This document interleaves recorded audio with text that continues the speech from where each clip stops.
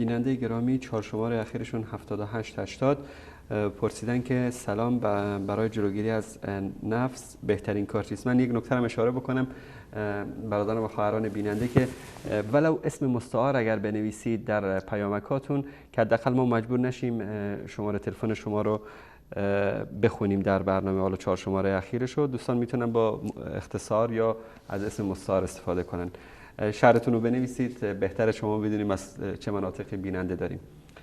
جلوگیری از نفس جناب استاد.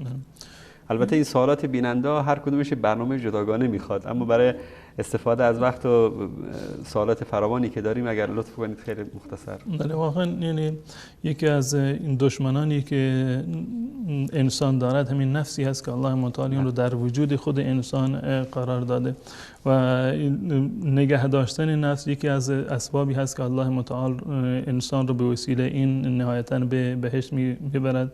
و اما من خاف مقام ربه و نهى النفس عن الهوى فإن الجنة هي المأوى. کسانی که از رویارویی و ایستادن در پیشگاه الله متعال بترسند و نفس خودشون رو از اون هوای نفسانی و هوای شیطانی باز دارن، فإن الجنة هي المأوى، جایگاهشون در روز قیامت همون بهشت برین الله متعال خواهد بود.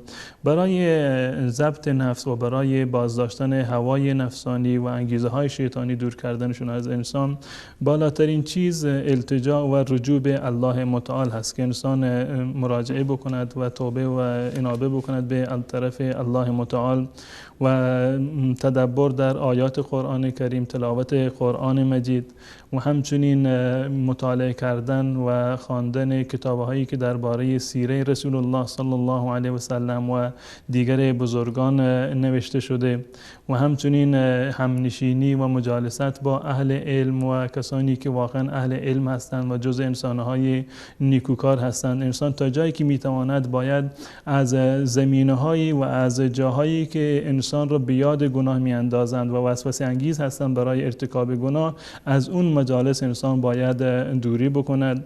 اذکار و اورادی که وجود دارد اذکار قرآنی هست، مانند معوذتین هستند، قل اعوذ برب الفلق، قل اعوذ برب الناس، آیت الکرسی، اینها را صبح و شام بخواند، بعد از نمازها اینها را بخواند و آخر این که انسان خودش را به خودش نگذارد، واگذار نکند و همیشه به درگاه الله متعال رجوع بکند و دعا بکند و از الله متعال بخواهد که الله متعال ایشان را از فتنه نفس و وسوسه های شیطانی نجات بده.